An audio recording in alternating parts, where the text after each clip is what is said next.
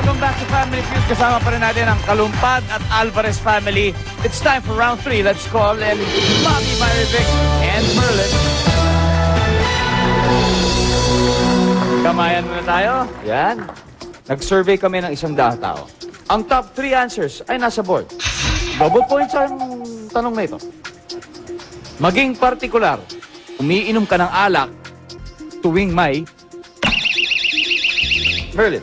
Birthday. Birthday! Okay. Sabi ni Merlin, umiinom ka ng alak tuwing may birthday. Ano sabi na survey sa birthday? Uy, it's a top answer. Ma'am, you may go back first to your family. Let's play this round. Daddy Yuli, 2 na lang. Umiinom ka ng alak tuwing may... Okasyon. Okasyon! Malawak yun! Sabi natin, kung sabi ng survey, sa okasyon. Kayla. Tuwing Pasko. Tuwing Pasko? Yes. Pwede. Okay. Tingnan natin, ano sabi ng survey sa Pasko? Wala. Stand by to steal. Eto na. 2 more slots. New Year. New Year. Pwede.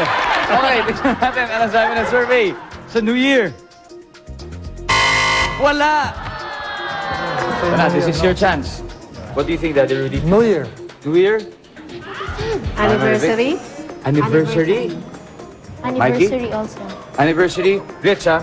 The answer can come from you. When do you take alcoholic drinks? I have to go to anniversary then. Anniversary! Okay. Anniversary. Sabi ni Rich, anniversary para sa pamilya Alvarez. Tignan natin kung anong sabi ng survey sa anniversary. Wala. Okay. Tignan natin ang mga sagot dyan. Okay, number 3. Fiesta. Nakuha ni Mami Oli, oh. Number 2. Problema. Okay, dahil dyan, Kalumpad, you now have 196 points. And Alvarez family, you have 39. Pero wala pang nakaka-300. Kaya it's time for round 4. Daddy Rudy and Daddy Yuli.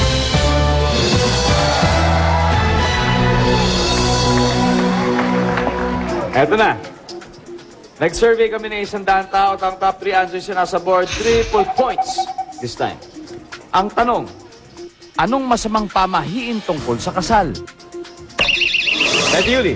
Magsuot ng itim? Magsuot ng itim. Pwede. Tignan natin anong sabi ng survey sa pagsuot ng itim.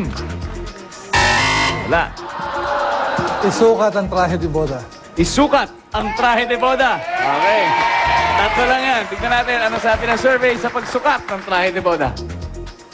Yes, it's a top answer. Daddy Yuli, go back to your family, please. Rich, what's a negative superstition related to weddings? Oh, the husband, or the groom is not supposed to see the bride on the day. Okay.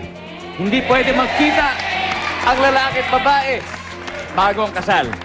Okay? Tignan natin kung anong sabi ng survey sa hindi pwede magkita. Yup! Then, number 3. Mikey, what do you think? Anong masamang pamahiin tungkol sa kasal?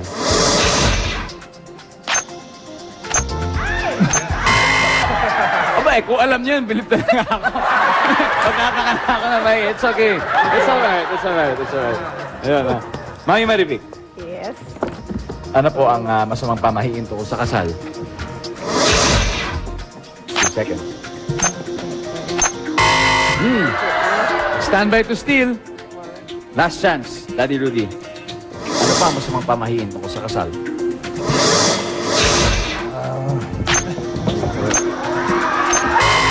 Ay, sayang. Eto na. Okay, ito. Daddy Yuli. Mag-travel? Mag-travel? Merlin? Sukob. Sukob. Okay, sukob. Sukob. Melvin? Sukob din. Kayla, 2 sukob, 1 travel. Ano sa palagay mo ang masamang pamahiin tungkol sa kasal? Sukob. Ha? Okay, sabi ni Kayla, sukob. For the win. Would be for the win. Possibly, tignan natin kung yun na ba yung nag-iisang sagot na inaantay natin for number 2. Survey, ano masasabi mo sa sukob? Yun! Galing! Congratulations! They got it. Thank you very much. Alvarez family, palakpakan natin. Thank you very much, Mikey. Mami, thank you. Marami pong salamat. Palakpakan natin sila. And, of course, congratulations, Kalumpad family. Kayo maglalaro sa ating Fast Money. Yes, yun na yun. Sino sa inyo ang maglalaro? I need 2 players from your family. Si Kuya Melvin. Okay, Carla and Melvin, come on over, please. Hi. Yan na. Sina Kyla at Melvin, sila ang maglalaro para sa Kalumpad family. Babalik ang Family Feud.